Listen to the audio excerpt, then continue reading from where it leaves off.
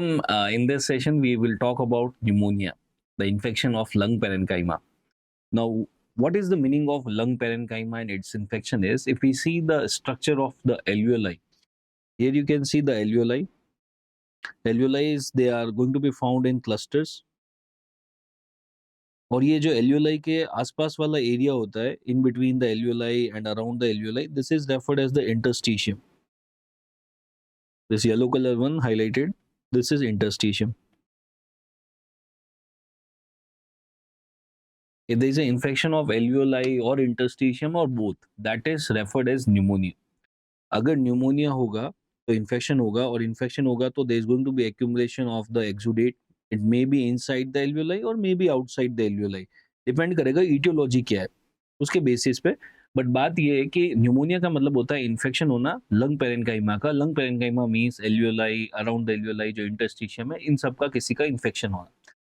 अब पहली बात ये होती है कि वहां तक इन्फेक्शन पहुंचेगा कहाँ से. तो या तो इन्फेक्शन क्या होता है कि पेशेंट जब कम्युनिटी में रह रहा होता है तभी वहां पहुंच जाता है, या फिर पेशेंट हॉस्पिटल आता है और हॉस्पिटल में बहुत सारे माइक्रो ऑर्गेनिज्म होते हैं, वो लंग्स तक पहुंच सकते हैं.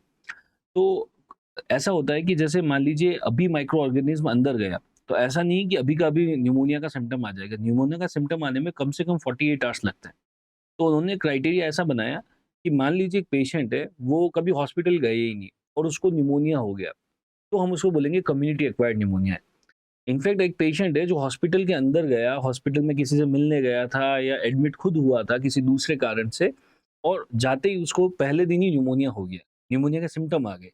मतलब कि वो ऑर्गेनिज्म उसको हॉस्पिटल से नहीं मिला है, वो बाहर से लेके आया है, क्योंकि सिम्टम तो 48 आवर्स के बाद में ही डेवलप होते हैं. तो ऑर्गेनिज्म जो था वो मान लीजिए हॉस्पिटल के अंदर जाने के, एडमिट होने के 24 आवर्स के बाद में पेशेंट को न्यूमोनिया का सिम्टम आया. मतलब उसको इन्फेक्शन तो 48 आवर्स पहले हो गया था कहीं ना कहीं मिनिमम, मतलब वो कम्युनिटी से लेके आया था. तो पॉइंट ये है कि पेशेंट को अगर न्यूमोनिया कम्युनिटी में रहते रहते हो जाए, या इनफैक्ट हॉस्पिटलाइजेशन के बाद भी होता है, लेकिन within 48 hours of hospitalization अगर न्यूमोनिया हो जाता है कम्युनिटी में रहते रहते, या within 48 hours of hospitalization, इस पूरे ड्यूरेशन में अगर न्यूमोनिया होगा, this is referred as community acquired pneumonia.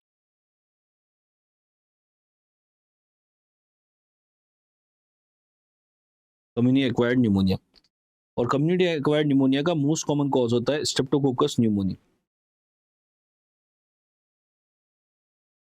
इसी तरीके से अगर पेशेंट जब हॉस्पिटल आया था कोई न्यूमोनिया के सिम्टम नहीं थे, किसी दूसरे कारण से उसको एडमिट किया था, लेट्स से डायबिटीज के लिए एडमिट किया था, उस टाइम तो न्यूमोनिया के सिम्टम नहीं थे, लेकिन हॉस्पिटलाइजेशन के 48 आवर्स के बाद में अगर न्यूमोनिया के सिम्टम आते हैं, pneumonia symptoms after 48 hours of hospitalization, then it is called as hospital acquired pneumonia. और हॉस्पिटल एक्वायर्ड न्यूमोनिया का मोस्ट कॉमन कॉज होता है staph aureus. Right. So basically दो टाइप के न्यूमोनिया हो गए. इटियोलॉजी कहाँ से, उसके बेसिस पे, हॉस्पिटल एक्वायर्ड, कम्युनिटी एक्वायर्ड. अब कभी कभी क्या होता है कि हमने पेशेंट को मान लीजिए वेंटिलेटर पे लिया था किसी कारण से, लेट्स से पेशेंट को गुलियन बारे सिंड्रोम था, रेस्पिरेटरी मसल्स काम नहीं कर रहे थे, तो हमने उसको वेंटिलेटर पे लिया. जब उसको वेंटिलेटर पे एंडोट्रेकियल ट्यूब इंट्यूबेशन किया, तब उसको कोई न्यूमोनिया नहीं था. इनफैक्ट मान लीजिए इस पॉइंट पे इंट्यूबेशन हुआ है, इस पॉइंट पे 0 आवर पे इंट्यूबेशन हुआ है, पेशेंट वेंटिलेटर पे, 24 आवर्स में कोई न्यूमोनिया नहीं है, 48 आवर्स तक कोई न्यूमोनिया नहीं था, लेकिन इंट्यूबेशन करने के 48 आवर्स के बाद में न्यूमोनिया डेवलप हुआ है. मतलब कि ये न्यूमोनिया पेशेंट को वेंटिलेटर मशीन से आया है. कितनी बार वेंटिलेटर मशीन की जो ट्यूबिंग्स होती है वो कंटामिनेटेड होती है, एंडोट्रेकियल ट्यूब डालते टाइम सेप्टिक प्रिकॉशन नहीं रखते, तो उससे इन्फेक्शन हो सकता है. तो अगर if the patient is developing pneumonia after 48 hours of endotracheal intubation के 48 आवर्स के बाद में न्यूमोनिया हो रहा है, that is called as ventilator associated pneumonia.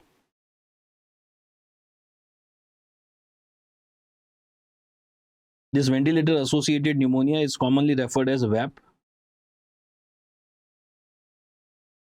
The most common cause is Pseudomonas.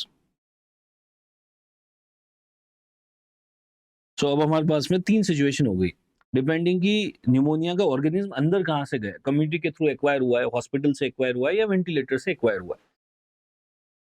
The second classification that we have of pneumonia, that is based on structure to be involved in pneumonia.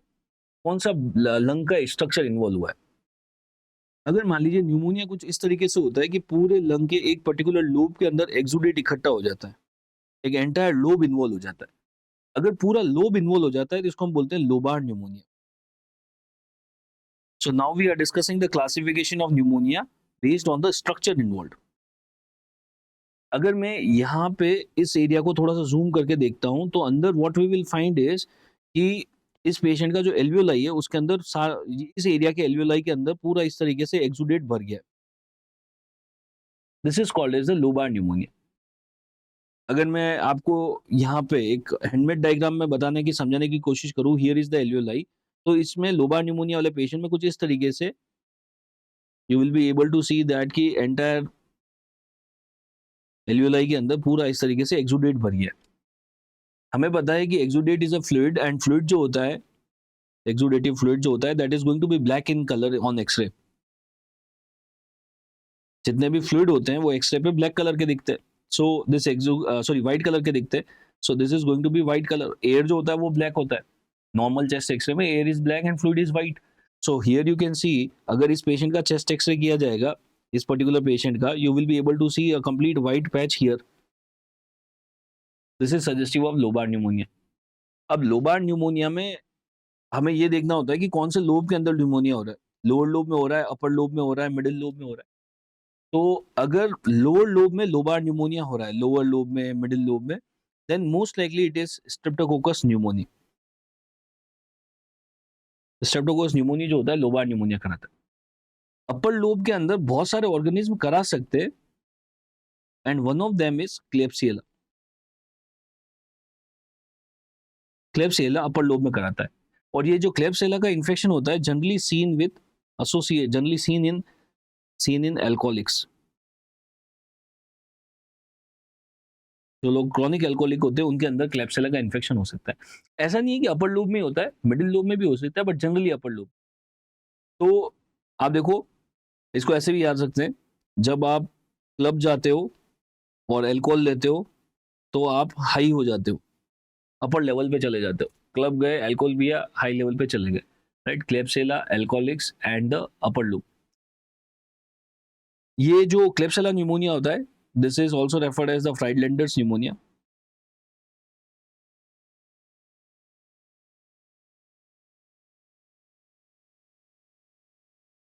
Lobar pneumonia में हमें दो radiological science भी देखने को मिलते हैं। Let's understand these two radiological science. These are the two questions from radiology actually. One is called as air bronchogram. Air bronchogram.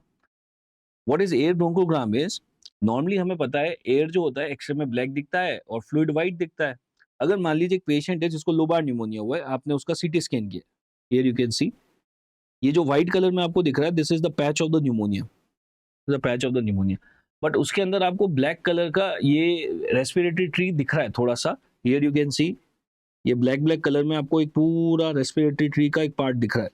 This is referred as air bronchogram, कि bronchogram दिख रहे हैं हमें, एयर दिख रही है उसके अंदर, ब्लैक कलर की एयर दिख रही है, this is air bronchogram. So air bronchogram is a feature of lobar pneumonia. Lobar pneumonia में हमें एक और साइन देखने को मिलता है, that is called as silhouette sign.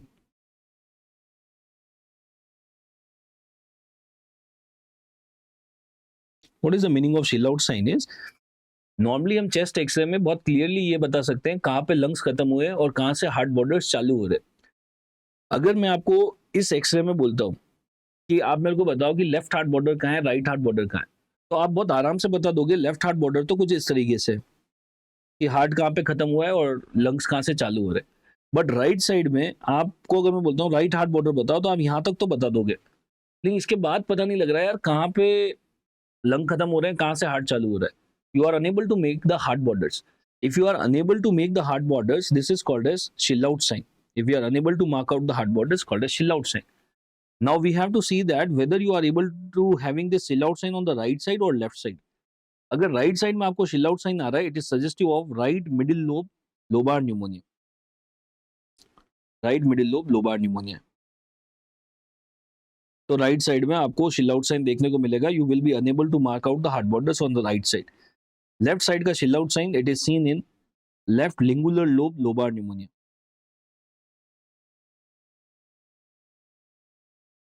अगर लेफ्ट लिंगुलर लोब में लोबार न्यूमोनिया होगा तो we will have the left side का silhouette sign. So here you can see this is the right silhouette sign that you can see. Right side में silhouette sign दिख रहा है. Right side में आप hard border मार्कआउट नहीं कर पा रहे हो. This is right silhouette. And this right silhouette, अगर ये वाला न्यूमोनिया आप देखो, it is having a round opacity दिख रही है. This is basically also called as round pneumonia. और ये राउंड न्यूमोनिया होता है जनरली स्ट्रेप्टोकोकस न्यूमोनी की वजह से. सो यहीं पे हम ऊपर लिख लेते हैं, ये स्ट्रेप्टोकोकस न्यूमोनी का जो न्यूमोनिया होता है that is basically is the round pneumonia, also referred as the round pneumonia. So we are discussing the types of pneumonia based on the basis of the structure involved. अगर एक पूरा lobe involve हो जाता है pneumonia में, that is lobar pneumonia. Lobar pneumonia के अंदर radiology के दो इंपॉर्टेंट एमसीक्यू आते हैं, दो साइन देखने को मिलते हैं, air bronchogram and silhouette sign. Silhouette sign बहुत इंपॉर्टेंट है. चिल आउट साइन की मतलब कि आप हार्ट बॉर्डर्स नहीं पता कर पा रहे हो, आपको राइट साइड का हार्ट बॉर्डर नहीं दिख रहा है या लेफ्ट साइड का हार्ट बॉर्डर नहीं दिख रहा है.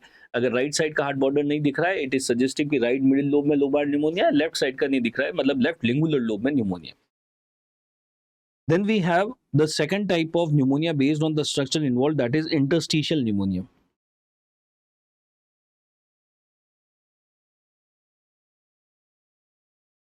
हमने बात की थी कि एल्वियोलाई के आसपास का जो एरिया होता है that is referred as interstitium.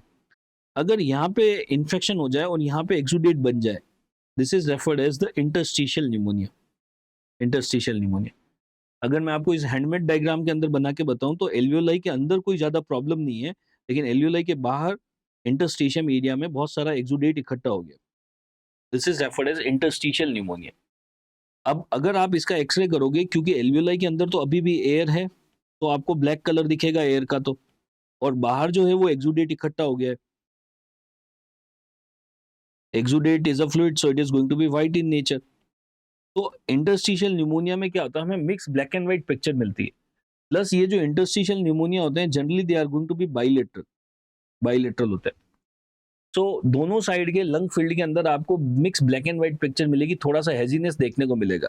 अगर आप इस एक्सरे में देखोगे, you will be able to see mix black and white picture. ऐसा नहीं कि पूरा एकदम कंप्लीट व्हाइट है या पूरा कंप्लीट ब्लैक है, mix black and white picture है, थोड़ा सा हेजीनेस आ रहा है. This is suggestive of interstitial pneumonia. It's a bilateral pneumonia. Generally, when it comes to the etiology of interstitial pneumonia, it can be mycoplasma, it can be the viral pneumonias, such as COVID. So, mycoplasma, viral pneumonias, they will have this interstitial pneumonia pattern. Then comes the third one, that is called as bronchopneumonia.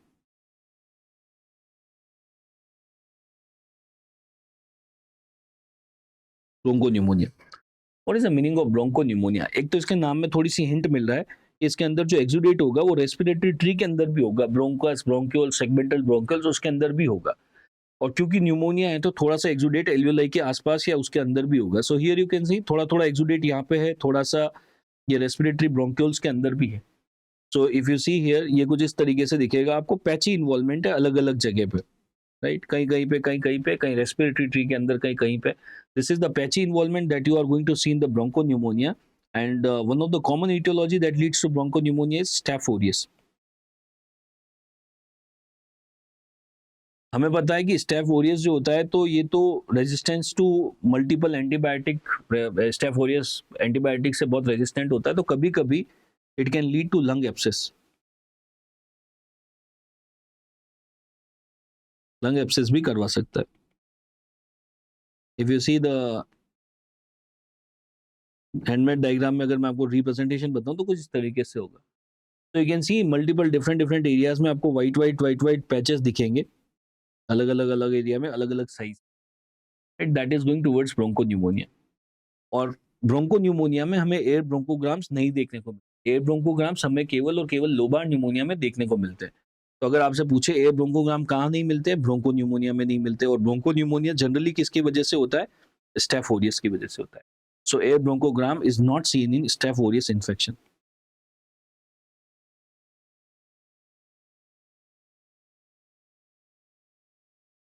So this is the second classification of the pneumonia based on the structure. सबसे पहले हमने बात की lobar pneumonia की, जिसके अंदर पूरा lobe involve हुआ था. फिर हमने बात की इंटरस्टिशियल न्यूमोनिया की, और थर्ड इज द ब्रोंकोन्यूमोनिया. वैसे इन तीनों में नाम में ही पता लग रहा है, लोबार में लोब इन्वॉल्व हुआ है, इंटरस्टिशियम में इंटरस्टिशियम एंड ब्रोंकोन्यूमोनिया में ब्रोंक्यूल्स इन्वॉल्व हो गए। देन एक और क्लासिफिकेशन होता है based on the clinical feature. Based on the clinical feature pneumonia को दो कैटेगरी में डिवाइड किया जाता है, typical pneumonia and atypical pneumonia. पहले हम टिपिकल न्यूमोनिया की बात करते हैं। टिपिकल न्यूमोनिया में क्या होता है, there is going to be acute onset, एकदम से सिम्टम आएंगे, सडन ऑनसेट होगा। There is going to be high grade of fever, cough with sputum, that is going to be there. This is typical pneumonia, and generally it is caused by Streptococcus pneumoniae. तो typical pneumonia में patient को बहुत तेज fever आता है, fever with chills होता है, कफ with sputum होगा और एक्यूट ऑनसेट होगा। जबकि एटिपिकल न्यूमोनिया में क्या होता है, पेशेंट को एक तो इंसीडियस ऑनसेट होता है, इंसीडियस मतलब कि स्लो ऑनसेट होता है, एकदम से सिम्टम नहीं आते, धीरे धीरे सिम्टम आ रहे होते हैं। इस पेशेंट को लो ग्रेड फीवर होगा, इसको ड्राई कफ होता है, can have myalgia, muscle pain, fatigue, ये सब होगा। एटिपिकल न्यूमोनिया जनरली देखने को मिलता है, the aetiology can be mycoplasma, it can be viral pneumonias such as COVID. आपने कोविड में भी देखा होगा पेशेंट को कफ विद स्पुटम नहीं हो रहा था, there was mainly dry cough that was happening. In fact ये जो माइकोप्लाज्मा वाला न्यूमोनिया का पेशेंट होता है ना, ये तो हम ये बोल रहे हैं कि इनको एक तो लो ग्रेड फीवर आता है और ड्राई कफ आता है, इनको केवल एक ही मेन प्रॉब्लम हो रही थी, थकान बहुत आती है। कोविड में भी ऐसे ही हो रहा था, थकान बहुत लग रही थी। तो ये जो माइकोप्लाज्मा न्यूमोनिया वाले पेशेंट होते हैं, ये खुद से चल के हॉस्पिटल तक आते हैं, मतलब घूमते फिरते रहते हैं। लेकिन आप टिपिकल न्यूमोनिया वाला पेशेंट देखोगे ना, उसको तो high grade of fever with chills है, कफ विद स्पुटम है, सांस लेने में दिक्कत है, बहुत सारी प्रॉब्लम है, वो खुद से नहीं आएगा चल के, उसको लेके आना पड़ेगा। बट ये एटिपिकल वाला तो घूमता फिरता रहेगा। तो ये जो माइकोप्लाज्मा वाला न्यूमोनिया होता है, क्योंकि ये एटिपिकल होता है, ये बहुत माइल्ड है, so it is also called as walking pneumonia.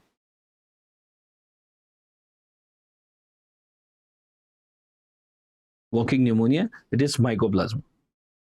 तो हमने न्यूमोनिया के 3 क्लासिफिकेशन पढ़े। एक बार मैं तीनों को वापस से आपको समझा देता हूँ। तो सबसे पहले हमने क्लासिफिकेशन पढ़ा based on the etiology. Etiology के बेसिस पे मैंने बोला कि न्यूमोनिया कम्युनिटी एक्वायर्ड हो सकता है, हॉस्पिटल एक्वायर्ड हो सकता है, या वेंटिलेटर एसोसिएटेड हो सकता है।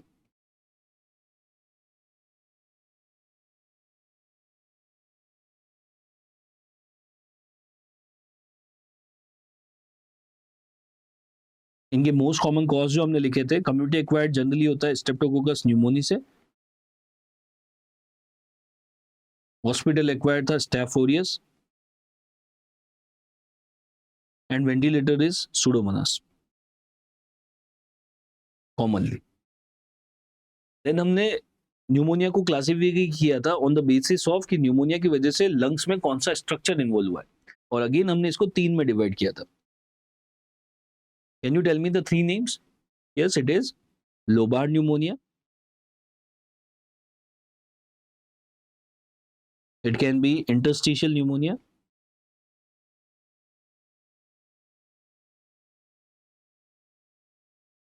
or it can be bronchopneumonia.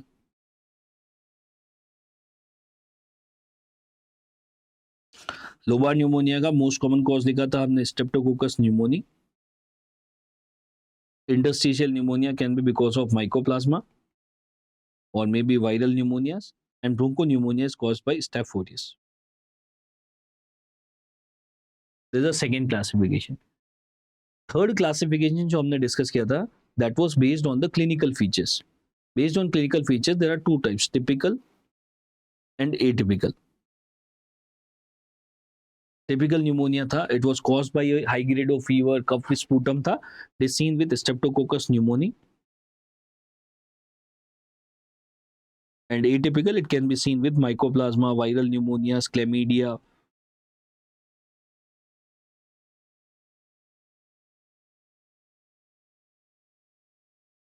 These are the atypical pneumonias. So ये अभी तक हमने डिस्कस किया है इस पूरे चैप्टर के अंदर, ये न्यूमोनिया के अलग अलग क्या क्या क्लासिफिकेशन होते हैं based on the etiology, based on the structure involve and based on the clinical features. अब जब भी न्यूमोनिया की बात होती है ना, तो उसके ट्रीटमेंट में हमें सबसे इंपॉर्टेंट बात ये पता करनी होती है कि पेशेंट को ईटियोलॉजी क्या है। ईटियोलॉजी के बेसिस पे ट्रीटमेंट डिसाइड होगा। तो ईटियोलॉजी पता करना बहुत इंपॉर्टेंट होता है when it comes to pneumonia. तो आपको एग्जाम में एमसीक्यू के अंदर बहुत सारे हिंट लिखे जाते हैं कि पेशेंट को ये एक्सपोजर भी था साथ में, what is the most likely aetiology that is there. So there is some specific relation, if specifical aetiological relations are there in pneumonia. मान लीजिए वो बोलते हैं कि पेशेंट है, उसको बहुत डेंटल केरीज है। अगर पुअर डेंटल हाइजीन है ना, अच्छे से डेंटल हाइजीन नहीं है, तो हमारे कैविटीज के अंदर बहुत सारे माइक्रोब्स होते हैं, तो वो एस्पिरेट हो सकते हैं ट्रेकिया के अंदर, and they can go to the lungs, can lead to pneumonia. तो अगर डेंटल केरीज है और वो पूछ रहे हैं कि उसको न्यूमोनिया हुआ होगा, तो मोस्ट लाइकली क्या होगा, it can B Streptococcus mutans,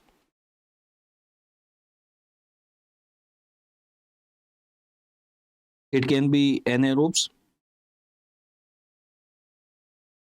अगर घर में बर्ड्स हैं, जैसे कि पैरट है, तो पैरट है, पिजन है, तो अगर घर में बर्ड से एक्सपोजर हुआ है, then it can B chlamydia पिस्टेची।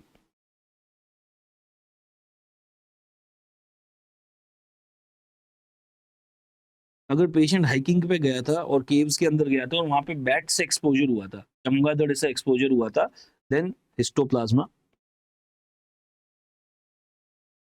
अगर घर पे sheep, गॉट, कैटल्स ये सब है, देन इट इज कॉक्सेलिया ब्रूनेटी।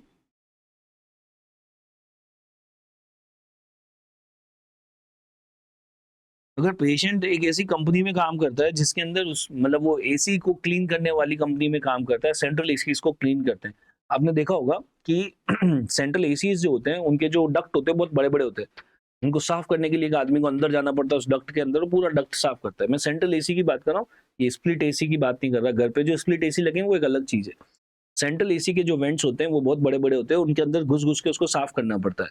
तो जो लोग ये काम करते हैं उनके अंदर क्या होता है कि सेंट्रल एसी के वेंट के अंदर लीजियोनेला होता है, तो उसका इन्फेक्शन हो जाता है। सो सेंट्रल एसी वर्कर्स में या फिर जो लॉन्ग क्रूज पे जाते हैं उनको लीजियोनेला का न्यूमोनिया होने की प्रोबेबिलिटी ज्यादा होती है।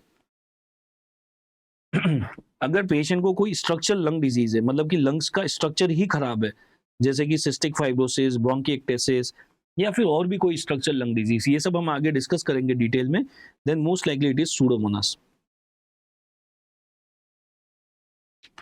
अगर वो बोल रहे हैं कि पेशेंट को साथ में हेमरेजिक मीडिया स्टेनाइटिस भी हो गया, न्यूमोनिया तो है ये, साथ में मीडिया स्टेनम में हेमरेज भी देखने को मिल रहा है, then it is going towards bacillus anthracis. HIV के पेशेंट में भी न्यूमोनिया बहुत कॉमन है क्योंकि इम्यूनिटी कम होती है। तो ओवरऑल जो मोस्ट कॉमन न्यूमोनिया आपको देखने को मिलता है, that is going to be tuberculosis, HIV के patient. The most common viral pneumonia that you will see in a patient of HIV, it is cytomegalovirus. Fungal pneumonia, pneumocystis zerovicci, which is also referred as pneumocystis carni. The most common bacterial pneumonia is Streptococcus pneumoniae. Sometimes they can give you the CD4 count also. Normally तो हमारे अंदर तो CD4 count होता है 800 से लेके 1000 तक। HIV के पेशेंट में CD4 कम हो जाता है, तो वो कभी कभी आपको CD4 दे देते हैं कि CD4 इतना चल रहा है, तो मोस्ट लाइकली ऑर्गेनिज्म क्या होगा। तो अगर उन्होंने बोला है कि CD4 500 टू 200 के बीच में चल रहा है, then it can be tuberculosis और स्ट्रेप्टोकोकस न्यूमोनी। अगर CD4 काउंट 200 से 50 के बीच में आ जाता है, then it is pneumocystis jirovecii. अगर 50 से भी कम हो जाता है तो mycobacterium avium complex, Mac.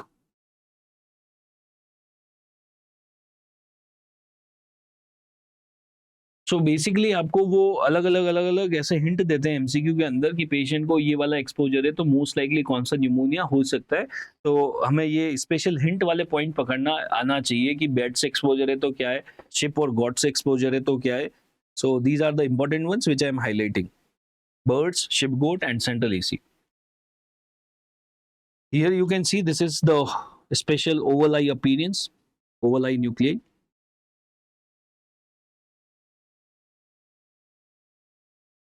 Oval eye appearance, it is seen with cytomegalovirus.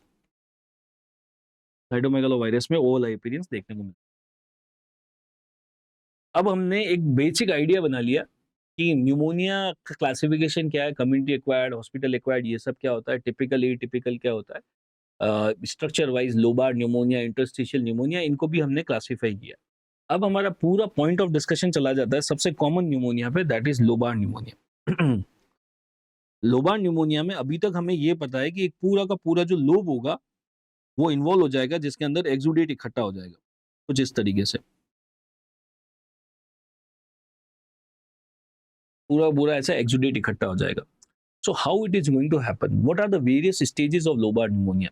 Lobar pneumonia की there are total 4 stages, 4 stage में होता है। सबसे पहले करते हैं बात स्टेज 1 की। स्टेज 1 में क्या होगा कि मान लीजिए जैसे ही पेशेंट को कोई इन्फेक्शन हुआ, let's say there was a bacteria, ये बैक्टीरिया पेशेंट के लंग्स के अंदर गया। जब भी कोई बैक्टीरिया लंग्स के अंदर आएगा तो उसको फाइट करने के लिए वहां पे न्यूट्रोफिल्स पहुंचेंगे, मैक्रोफेजेस पहुंचेंगे। तो यहाँ से हमारे ब्लड कैपिलरीज के अंदर से यहाँ से इन्फ्लामेटरी सेल्स जाएंगे और इस माइक्रोब से लड़ाई करेंगे, जैसे कि न्यूट्रोफिल्स हो गए, मैक्रोफेज हो गए, ये जाके इनसे लड़ाई करेंगे। और जब इन दोनों के बीच में लड़ाई होगी तो कुछ न्यूट्रोफिल्स मरेंगे, कुछ माइक्रोब्स मरेंगे। तो इन सब की वजह से यहाँ पे बहुत सारा एक्सुडेट जनरेट हो जाएगा। न्यूट्रोफिल एंड बैक्टीरिया के आपस में लड़ाई होने की वजह से एक्सुडेट बनेगा। तो ये जो पहला फेज हुआ है इसको हम बोलते हैं एक्सुडेटिव फेज। हम लोबार न्यूमोनिया के फेजेस की बात करते हैं, सबसे पहले एक्सुडेटिव फेज आता है। जब ये एक्सुडेट बन जाता है, मान लीजिए यहाँ पे ये एक्सुडेट बन गया है, अब क्या होता है कि यहाँ जो कैपिलरीज होती है उसके अंदर जो आरबीसीज हैं,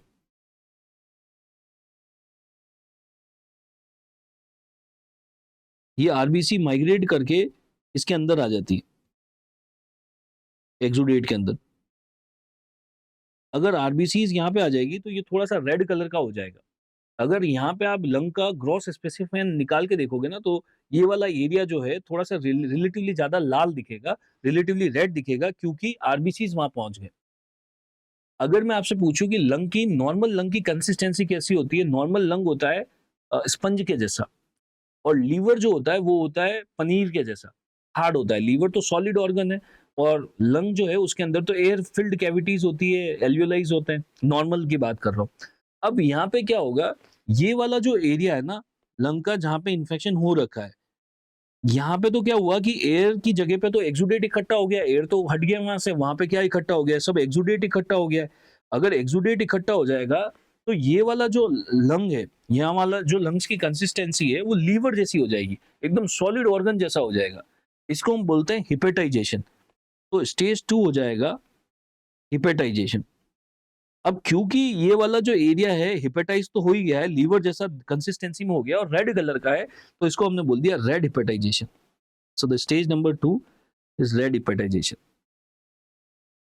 अब धीरे धीरे what is going to happen is कि यहाँ पे जो आरबीसीज हैं वो धीरे धीरे रप्चर होने लग जाएगी, और जब ये आरबीसीज रप्चर होगी तो ये जो एक्सुडेट का जो कलर है ना वो थोड़ा सा ग्रेइश हो जाएगा, क्योंकि एक टाइम के बाद आरबीसी का लाइफ स्पैन खत्म हो गया और ये आरबीसीज की यहाँ पे डेथ होने लग जाएगी।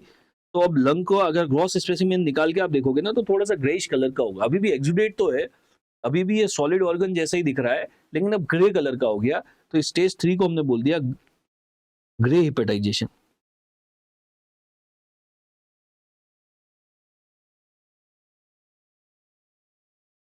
और धीरे धीरे ये पेशेंट वापस से कंप्लीटली नॉर्मल फेज में पहुंच जाएगा, that is called as resolution.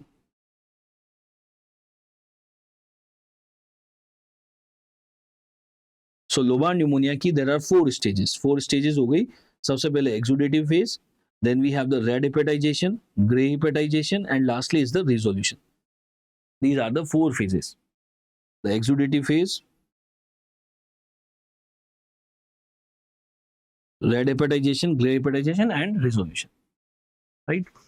Now coming to the clinical feature of lobar pneumonia. Lobar pneumonia is a typical pneumonia. इसमें पेशेंट को high grade of fever with chills आएगा।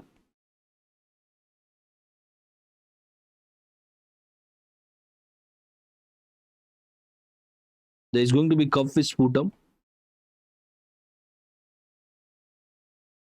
शॉर्टनेस ऑफ ब्रेथ, डिस्निया, ये सब देखने को मिलेगा। इस पेशेंट का रेस्पिरेटरी रेट भी बढ़ा हुआ होगा, हार्ट रेट भी बढ़ा हुआ होगा, रेस्पिरेटरी रेट, हार्ट रेट, ये सब बढ़े हुए मिलेंगे. So that is the typical lobar pneumonia picture. Patient बहुत तेज फीवर आ रहा है, कफ विद स्पूटम हो रहा है, and the patient is looking very toxic, is unable to breathe, breathing difficulty हो रही है, थोड़ा बहुत चेस्ट हैवीनेस भी फील होगा, रेस्पिरेटरी रेट बढ़ा हुआ होगा, हार्ट रेट बढ़ा हुआ होगा. जब ये पेशेंट आपके पास में आएगा, you will do certain objective examination to ascertain your diagnosis. For example, मान लीजिए यहाँ पे लोबार्ड निमोनिया हो रखा है, राइट साइड के लोअर लोब में कुछ इस तरीके से एक्सुडेट इकट्ठा हो गया. ये this is the right side and this is the left lung. तो this patient is having right lobar pneumonia. आप मेरे अंदर एग्जांपल ले लेते हैं. यहाँ पे this is the right lower side, यहाँ पे न्यूमोनिया का पैच बना हुआ है, लोबार्ड निमोनिया. अब होता क्या है कि हमारे लंग्स के अंदर जब हवा अंदर जाती है तो लंग्स इन्फ्लेट हो रहे हैं, फिर डिफ्लेट हो रहे हैं, तो there is a continuous chest wall movement is happening. अगर आप इस पेशेंट में चेस्ट वॉल का मूवमेंट देखोगे ना, तो राइट साइड के लोअर साइड में चेस्ट वॉल का मूवमेंट बहुत कम हो जाएगा, क्योंकि वहां हवा अंदर ही नहीं जा रही है, इन्फ्लेट ही नहीं हो रहा ना. लेफ्ट और राइट को कंपेयर कैसे करोगे? आप एक हाथ लेफ्ट में रख दिया, एक हाथ राइट में रख दिया, पेशेंट को बोला सांस लो और छोड़ो, तो आप आपका हाथ का मूवमेंट देखोगे तो यू विल फाइंड कि लेफ्ट हैंड का मूवमेंट तो ठीक ठाक हो रहा है, राइट का मूवमेंट बहुत कम हो रहा है, क्योंकि इस साइड में लोबार्ड निमोनिया हो रखा है. So chest expansion on affected side is going to be relatively less, कम होगा. देन और क्या क्या चेक कर सकते हैं? We can check the vibration. Vibration को हम बोलते हैं fremitus. So we can check the tactile fremitus, मतलब कि हम हमारे हाथ से वाइब्रेशंस चेक कर सकते हैं. देखिए कैसे. हम क्या करेंगे, हमारा एक हाथ इधर रख दिया, एक राइट साइड में, एक साइड लेफ्ट साइड में, कंपेयर करने के लिए कि कहाँ पे वाइब्रेशन ज्यादा फील होने. हमने फिजिक्स में कॉन्सेप्ट पढ़ते हैं 11th-12th क्लास में कि जो साउंड होती है वो बहुत अच्छा कंडक्ट करती है सॉलिड मीडिया में कंपेयर टू एयर.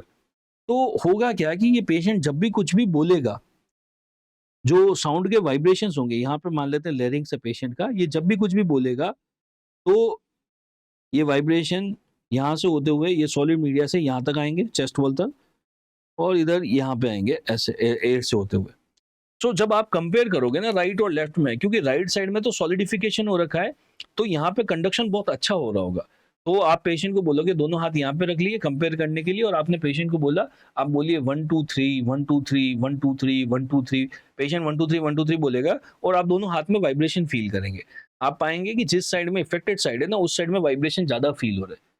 इसको हम बोलते हैं टेक्टाइल फ्रेमिटस. फ्रेमिटस मींस वाइब्रेशन, और क्योंकि हाथ से आपने इसको चेक किया इसलिए बोल दिया tactile fremitus. So tactile fremitus will be more on affected side.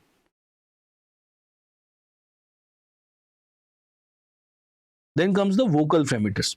अब वोकल फ्रेमिटस में भी क्या है, वाइब्रेशन ही चेक कर रहे हैं, लेकिन इस बार हम पेशेंट ऑस्कल्टेशन के थ्रू करेंगे. हम क्या करेंगे, हमारा स्टेथ रख के इधर उधर दोनों साइड में कंपेयर करेंगे. ऐसा नहीं खाली यहीं करते हैं, पहले ऊपर करते हैं, फिर यहाँ करते हैं, फिर यहाँ करते हैं. तो यहाँ पे तो कोई प्रॉब्लम नहीं, दोनों साइड इक्वल होगा, यहाँ पे भी दोनों साइड इक्वल होगा, यहाँ पे अलग अलग आएगा, क्योंकि राइट लोअर में पेशेंट को न्यूमोनिया हो रखा है फॉर एग्जाम्पल. तो जैसे ही आप आपका स्टेथ यहाँ रखेंगे और यहाँ रखेंगे, और पेशेंट को कंटिन्यूसली बोलना है 1 2 3 1 2 3, उसको इंस्ट्रक्ट कर दिया हमने कि जैसे ही मैं स्टेथ रखूँ आप बोलना 1 2 3. तो देखिए कैसे होगा. जैसे मान लीजिए आपने स्टेथ रखा यहाँ पे 1 2 3 1 2 3 एक जैसा सुनाई दिया, फिर यहाँ पे 1 2 3 1 2 3 एक जैसा सुनाई दिया, लेकिन यहाँ पे और यहाँ पे डिफरेंस आएगा. डिफरेंस क्या आएगा, क्योंकि यहाँ पे सॉलिडिफिकेशन हो रखा है ना, तो यहाँ पे साउंड अच्छा सुनाई देगा आपको. So vocal fremitus will be more on affected side.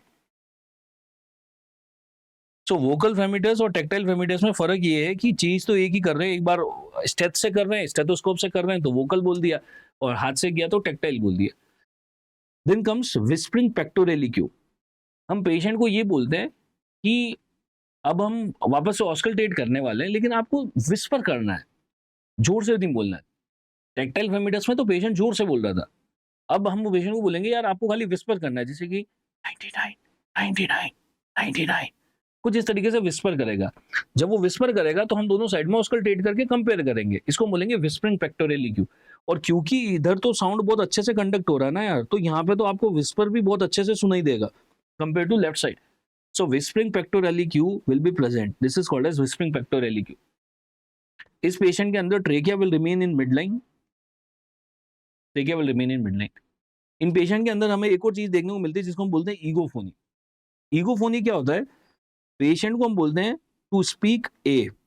Patient तो स्पीक बोलेगा ए, वो कंटिन्यूसली ए बोलता रहेगा, और आप आपका स्टेथ अलग अलग जगह रख रख के उसको सुनोगे. पेशेंट तो स्पीक तो करेगा ए, लेकिन जैसे ही आप इफेक्टेड साइड पे सुनोगे ना तो आपको सुनाई देगा ई. आप आपका स्टेज से सुन रहे हो, आपने पहले यहाँ रखा, पेशेंट ने बोला ए, आपको ए ही सुनाई दिया यहाँ पे, क्योंकि कोई प्रॉब्लम नहीं थी, यहाँ पे भी ए का ए सुनाई दिया, यहाँ पे भी ए। लेकिन जैसे ही आपने इफेक्टेड साइड पे रखा और उसने बोला ए, आपको सुनाई देगा ई। अगर पेशेंट बोल रहा है ए और आपको सुनाई दे रहा है E, this is called as egophony, called as egophony. तो लोबार न्यूमोनिया में हमें बहुत सारे ऐसे ऑब्जेक्टिव एग्जामिनेशन में फाइंडिंग देखने को मिलते हैं। टेक्टाइल फेमिटस, विस्परिंग पेक्टोरालिक्यू, वोकल फेमिटस, टेक्टाइल मतलब हाथ, then egophony, bronchophony, trachea remains in the midline. These are the various things that you will see. Even if you do the percussion, अगर आप percussion करोगे, you will have dull note. Normally तो हमारे यहाँ resonant होता है lungs के अंदर, नॉर्मली रेजोनेंट होता है, लेकिन जैसे ही यहाँ पे मारोगे you will have the dull sound. Auscultation के अंदर हमारे को क्रेपिटेशन भी सुनाई देंगे, क्योंकि लंग्स के अंदर एक्सुडेट भरा हुआ है, मतलब एल्यूलाई के अंदर। जैसे ये पेशेंट सांस लेता है तो हवा अंदर जाएगी, and this air is going to meet with the fluid and is going to create the turbulence in the fluid. और मैंने आपको बोला था, कार्डियोलॉजी में सिखाया था कि जब भी air is going to meet with the fluid in the lungs, fluid के अंदर टर्बुलेंस हो जाएगा और वो टर्बुलेंस जो होगा वो सुनाई देगा गुड़ गुड़ गुड़ गुड़ गुड़ गुड़ करके, and that is called as crepitation. इन पेशेंट का ब्रीथिंग साउंड भी थोड़ा सा अलग हो जाता है। देखिए नॉर्मली कैसा ब्रीथिंग साउंड होता है, आपको जब सबसे पहले आपने स्टेथ यूज किया होगा, आपको जब आप फर्स्ट ईयर में जाते हैं, तो आप जब एमबीबीएस के फर्स्ट ईयर में जाते हैं तो जनरली कोई आपको गिफ्ट करता है या आप खुद से भी खरीद लेते हैं स्टेथ। तो सबसे पहली चीज क्या करते हैं, हम खुद लगा के और खुद के हार्ट पे लगा के सुनते हैं। हार्ट का साउंड तो आपने सुना होगा, ढक ढक ढक ढक ढक ढक। लेकिन अगर आप लंग्स के ऊपर ऑस्कल्टेट करोगे ना नॉर्मली, जैसे आपने मेरे ऊपर हेल्दी लंग के ऊपर रखा और आपने ऑस्कल्टेट किया, आपने मेरे को बोला लंबी लंबी सांस लेके छोड़ो जल्दी जल्दी, तो आपको इंस्पिरेशन में एक साउंड सुने देगा और एक्सपिरेशन में एक साउंड सुने देगा, क्योंकि मैं इंस्पिरेशन एक्सपिरेशन कर रहा हूं तो आपको साउंड सुनाई देगा, एल्वियोलाई इन्फ्लेट और डिफ्लेट हो रहे हैं। इंस्पिरेशन जो होता है थोड़ा ज्यादा देर तक सुनाई देता है और फिर तुरंत एक्सपिरेशन चालू हो जाता है, और इन दोनों के बीच में कोई ब्रेक नहीं होता साउंड। इसको हम बोलते हैं वेसिकुलर ब्रीथिंग। और ये वेसिकुलर ब्रीथिंग जो होता है ये नॉर्मल है, तो आपके और मेरे अंदर तो वेसिकुलर ब्रीथिंग आएगा।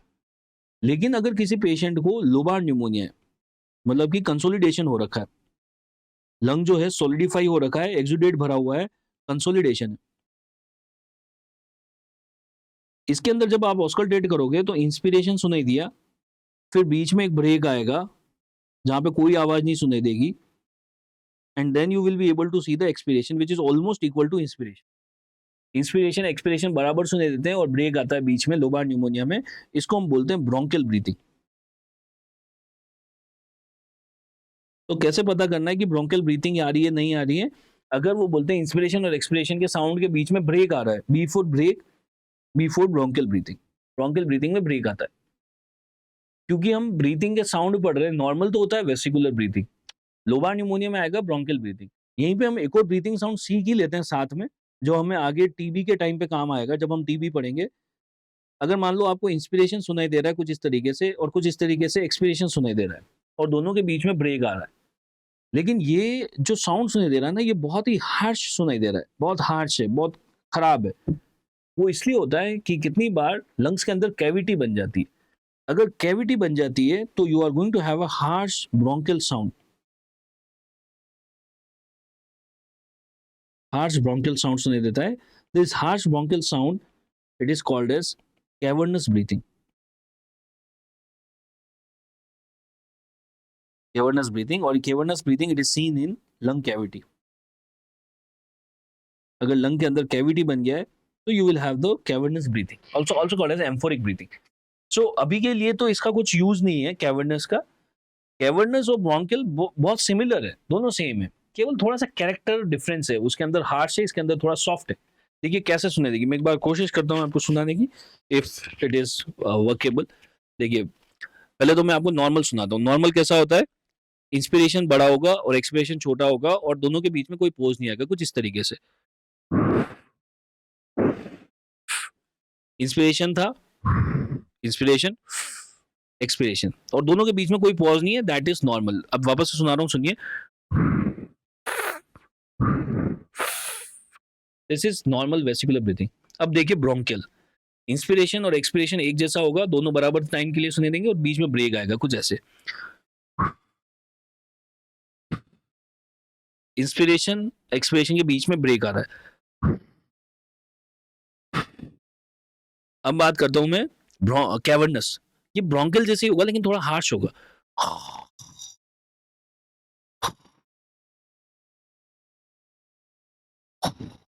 इंस्पिरेशन और एक्सपिरेशन के बीच में एक ब्रेक आ रहा है एंड जो जो साउंड है ना वो थोड़ा सा हार्श हो गया. That is the cavernous breathing. So अभी के लिए लोबार न्यूमोनिया में we will have the bronchial breathing. अब पेशेंट हमारे पास में आ गया, अब हमें इसको इन्वेस्टिगेट करना है, डायग्नोस करना है, तो आप रूटीन इन्वेस्टिगेशन तो करोगे ही. Routine investigation mean CBC, CRP, ESR, chest X-ray, ये सब तो करना ही करना है. लेकिन हमारे लिए सबसे इंपॉर्टेंट क्या होता है पता है कि ईटियोलॉजी पता करना. और ईटियोलॉजी पता करने के लिए कि न्यूमोनिया क्यों हुआ है, उसमें सबसे इंपॉर्टेंट इन्वेस्टिगेशन होता है स्पूटम एग्जामिनेशन. अब स्पूटम में हमें क्या क्या कर सकते हैं. स्पूटम का एक तो कलर देखते हैं हम, अगर क्योंकि कलर से भी बहुत सारी बार इंफॉर्मेशन मिल जाती है. For example if the colour of the sputum is green, तो ग्रीन कलर का स्पूटम हमें देखने को मिलता है सूडोमोनास के इन्फेक्शन में. अगर आपको रेड करंट जेली स्पूटम दिख रहा है, रेड करंट जेली जैसा स्पूटम दिख रहा है कुछ इस तरीके से, here you can see red currant jelly sputum. This is seen in Klebsiella. Then we have the rusty sputum. Brownish colour का रस्टी स्पूटम कुछ इस तरीके से रस्टी स्पूटम. ये जो रस्टी स्पूटम होता है this is seen in Streptococcus pneumoniae.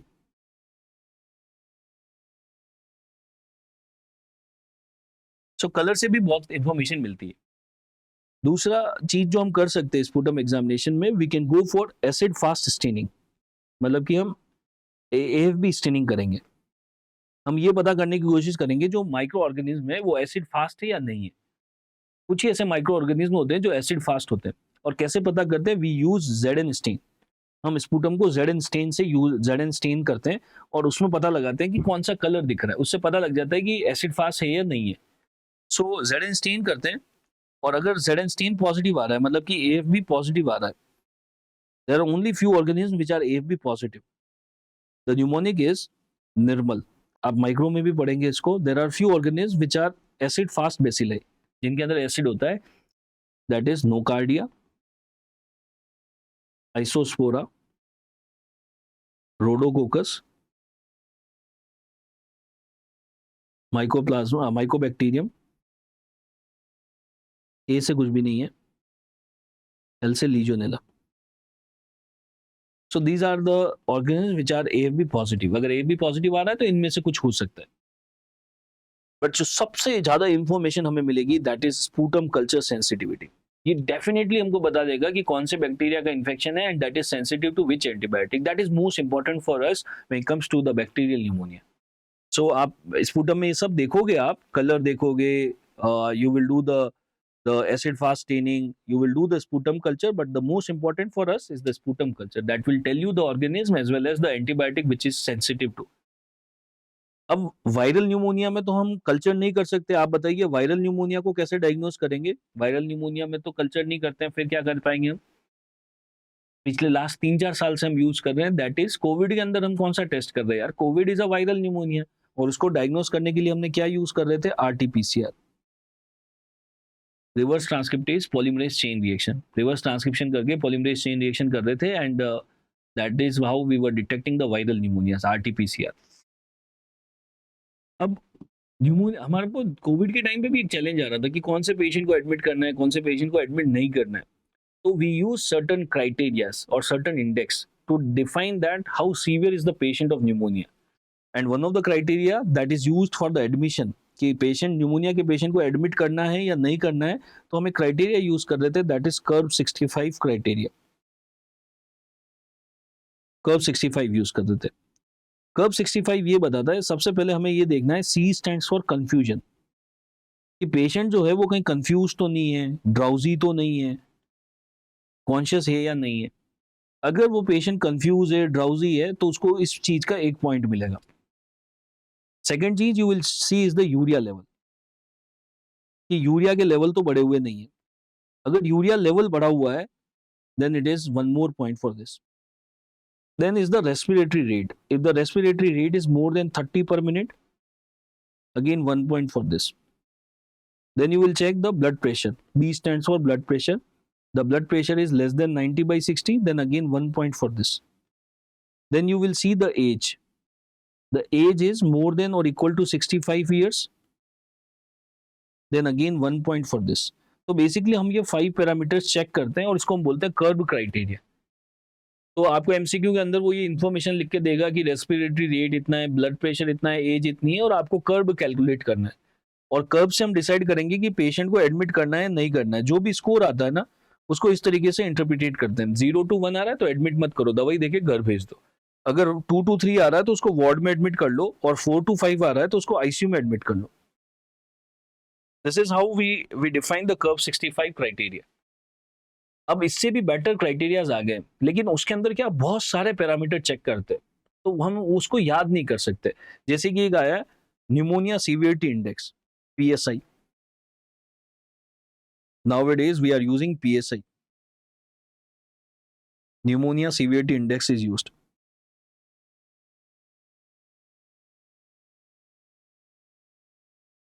अब ये तो बहुत ही बड़ा क्राइटेरिया होता है, इसके अंदर बहुत सारे पैरामीटर, बहुत सारा डेटा डालना पड़ता है। मोबाइल एप्लीकेशन भी आता है PSI का, उसके अंदर वो क्वेश्चन पूछता रहता है, आप वो फीड करते रहते हो, लास्ट में वो कैलकुलेट करके दे देता है कि इसका स्कोर इतना है PSI का। तो वो तो हम याद नहीं रख सकते क्योंकि उसमें पैरामीटर ही बहुत ज्यादा है। लेकिन कर्व में तो क्या 5 ही पैरामीटर है, तो इसलिए वो जनरली कर्व को पूछते, PSI के तो पैरामीटर पूछे नहीं जा सकते। But PSI is used and it is better than curve.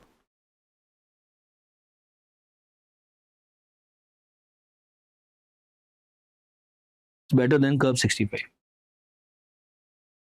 Now comes the treatment of pneumonia. Pneumonia के ट्रीटमेंट की बात करते हैं। ये पास में जो लिखा हुआ है ना, ये इधर वाला पार्ट मल्टीपल माइलोमा, मैं अभी बताऊंगा यहाँ पे ऐसा क्यों लिखा हुआ है। पहले हम ये न्यूमोनिया वाला पार्ट खत्म कर लेते हैं। अब मान लीजिए न्यूमोनिया को आपने आइडेंटिफाई कर लिया क्लिनिकल फीचर से, इन्वेस्टिगेशन कर लिए, स्पूटम से कल्चर कर लिया, सब कर लिया, आपने कर्व कैलकुलेट कर लिया, उससे डिफाइन कर लिया एडमिट करना है नहीं करना है। अगर कर्व स्कोर आ रहा था 0 to 1 तो आपने डिसाइड किया OPD बेसिस पे रखेंगे, घर भेज देंगे। और अगर वो 2 से ज्यादा आ रहा था तो आपने कहा था उसको एडमिट करेंगे, IPD करेंगे। अगर पेशेंट को आप घर भेज रहे हो, न्यूमोनिया के पेशेंट को, तो आपको उसको एंटीबायोटिक देना है। आपको ये देखना है कि पेशेंट को साथ में और कोई डिजीज तो नहीं है, डायबिटीज, हाइपरटेंशन और कोई कोमोर्बिडिटी तो नहीं है। अगर साथ में कोई कोमोर्बिडिटी नहीं है, विदाउट एनी कोमोर्बिडिटी है, तो you can just give one antibiotic such as amoxicillin.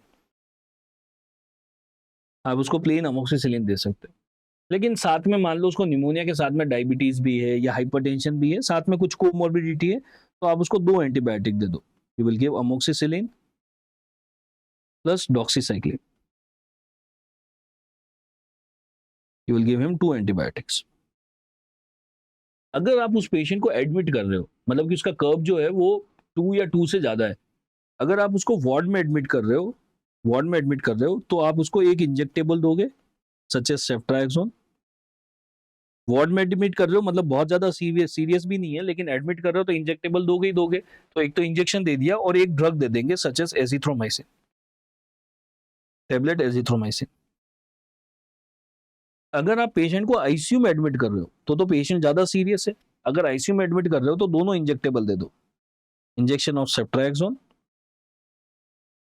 Plus injection of azithromycin.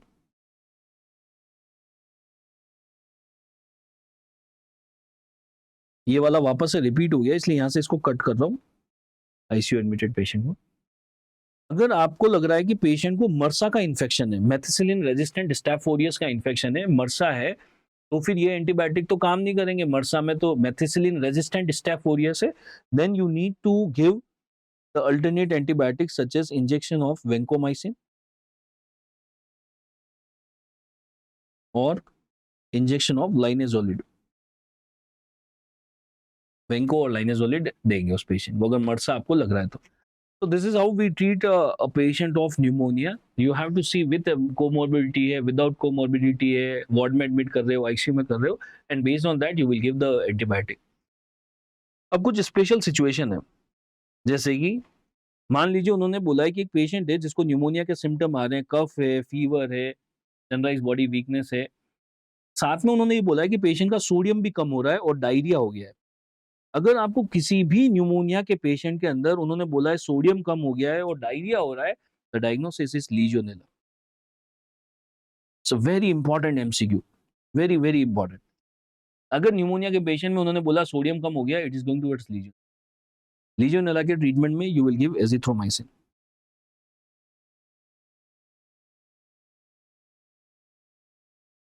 अगर वो बोल रहे हैं एटिपिकल न्यूमोनिया जैसे कि chlamydia, mycoplasma, then you will give azithromycin.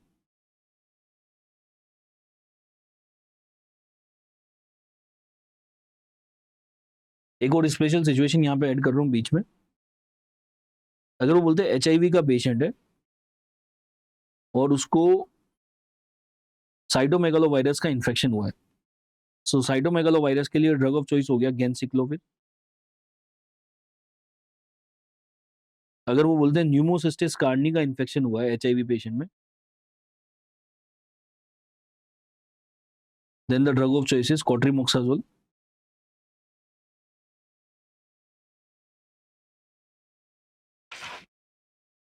Right, so this is how we are going to approach a patient of pneumonia. एक बार हम इसको समराइज कर लेते हैं, हमने क्या क्या डिस्कस किया इस पूरे चैप्टर के अंदर। सबसे पहले तो मैंने आपको न्यूमोनिया का क्लासिफिकेशन समझाया बेस्ड ऑन दीज 3 पैरामीटर्स। ये ईटियोलॉजी कहाँ से आई है, उसके बेसिस पे 3 टाइप हो गए, community acquired, hospital acquired and ventilator associated. Then I told you structure के बेसिस पे कि कौन सा स्ट्रक्चर इन्वॉल्व हुआ है, लोबार इन्वॉल्व हुआ है, इंटरस्टिशियम इन्वॉल्व हुआ है या रेस्पिरेटरी ब्रोंक्यूल्स इन्वॉल्व हो रहे हैं, ब्रोंकोन्यूमोनिया। सिम्टम्स एकदम से आए या धीरे धीरे आए, उसके बेसिस पे टिपिकल एटिपिकल। फिर हमने बात की स्पेशल सिचुएशंस की। They ask this special situation कि पेशेंट के घर पे शिप है, कैटल से, तो कौन सा इन्फेक्शन हो सकता है, बर्ड से एक्सपोजर है तो क्या हो सकता है। Then we have discussed about the 4 stages of lobar pneumonia: exudative phase, red hepatization, gray hepatization, and resolution. These various objective examination finding, the bronchial breathing, crepitations, these are the things going to be there. सबसे important investigation था हमारे लिए sputum culture sensitivity. Admit करना है नहीं करना है, that is decided by कर्ब 65 criteria. And जब हमने डिफाइन कर लिया कि एडमिट करना है, कहाँ पे करना है, उसके अकॉर्डिंगली हम एंटीबायोटिक देंगे। अब यहाँ पे मैंने साथ में मल्टीपल माइलोमा यहाँ क्यों लिख रखा है? मल्टीपल माइलोमा इसलिए लिख रखा है, देखिए कर्ब 65 is admission criteria for pneumonia patient. इसी तरीके से मल्टीपल माइलोमा में भी इसी जैसा एक सिमिलर वर्ड आता है, कर्ब तो नहीं होता है, वहां पे होता है क्रैब। क्रैब क्रैब क्राइटेरिया जो होता है वो मल्टीपल माइलोमा में यूज करते हैं। What is multiple myeloma? Multiple myeloma में, multiple myeloma is a plasma cell disorder. Multiple myeloma से न्यूमोनिया का कोई लेना देना नहीं है, लेकिन यहाँ पे क्यों पढ़ रहे हैं अभी आपको समझ में आएगा। Multiple myeloma is a plasma cell disorder. Plasma cells जो होते हैं वो एंटीबॉडी बनाते हैं। अगर प्लाज्मा सेल्स खराब होंगे तो एंटीबॉडी खराब बनेंगे, एंड मोस्टली जो खराब बनता है दैट इज आईजीजी। आईजीजी खराब बनता है। अब ये जो आईजीजी खराब बनता है, it will start coming in the urine, और हमें पता है कि antibodies are made up of protein, तो बेसिकली प्रोटीन यूरिन में आ रहा है। This is called as Bence Jones protein urea.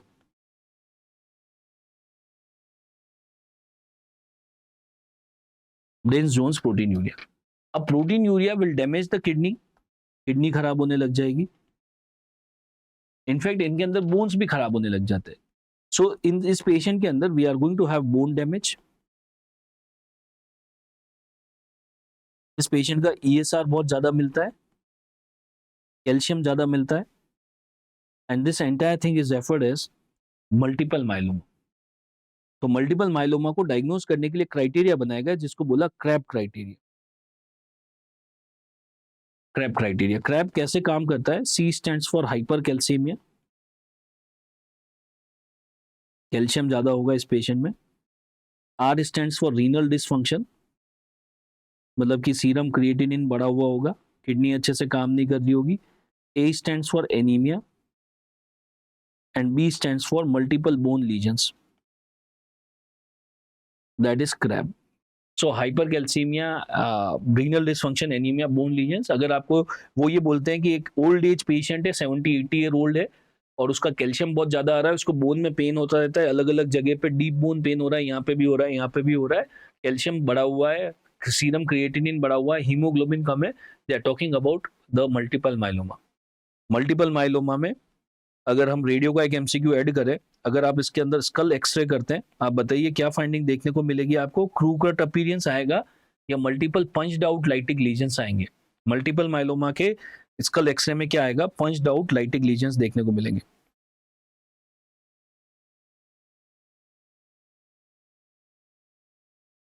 Punched out lytic lesions देखने को मिलेंगे। ट्रीटमेंट में क्या देते हैं? मल्टीपल माइलोमा के ट्रीटमेंट में we are using nowadays bortezomib. Bortezomib is a proteasomal enzyme inhibitor. तो मल्टीपल माइलोमा बहुत इंपॉर्टेंट टॉपिक है, बट इसका न्यूमोनिया से कोई लेना देना नहीं था। केवल जो सिमिलरिटी थी ना यहाँ लिखने की, वो था ये कर्व और क्रैब का कंफ्यूजन दूर करना। Curve 65 for pneumonia, crab criteria is for multiple myeloma. और मल्टीपल माइलोमा का एटलीस्ट ये सारी इंफॉर्मेशन आपको पता होनी ही होनी चाहिए, right? Let's write down the summary of the pneumonia chapter. When it comes to the community acquired pneumonia, the most common cause is Streptococcus pneumoniae. Streptococcus pneumoniae. अगर वो बोल रहे हैं कि पेशेंट को ड्राई कफ है, फटीग है, लो grade of fever है, ये टिपिकल न्यूमोनिया, एटिपिकल है? Dry cough, low grade of fever, yes it is atypical pneumonia. Air bronchograms are not seen in Staph aureus, क्योंकि स्टेफ ओरियस जो होता है वो ब्रोंको न्यूमोनिया कराता है, और एयर ब्रोंकोग्राम तो लोबार न्यूमोनिया में दिखते हैं। Silhouette sign, silhouette sign मैंने बताया था ना, हार्ट बॉर्डर्स पता नहीं पड़ रहे। अगर राइट साइड का हार्ट बॉर्डर पता नहीं पड़ रहा है, this is right middle lobe pneumonia. और लेफ्ट में अगर नहीं पता लग रहा तो लेफ्ट लिंगुलर लोब न्यूमोनिया। अगर घर पे बर्ड्स एक्सपोजर हुआ है और न्यूमोनिया हुआ है, then it is going towards chlamydia psittaci. अगर उन्होंने एचआईवी का पेशेंट बोला है, वो बोला CD4 काउंट लेस देन 50 है, then it can be a mycobacterium avium complex infection. Pneumonia के साथ उन्होंने सोडियम की वैल्यू दी है, सोडियम कम हो गया, डायरिया हो रहा है, then it is legionella. What is the admission criteria for pneumonia patient? Curve 65. What is the diagnostic criteria for multiple myeloma? CRAB.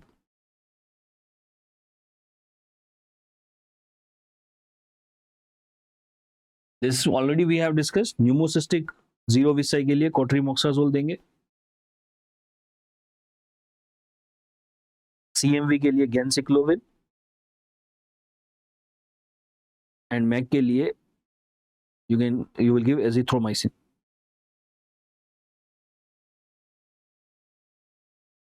Right. So this is all about pneumonia. Thank you.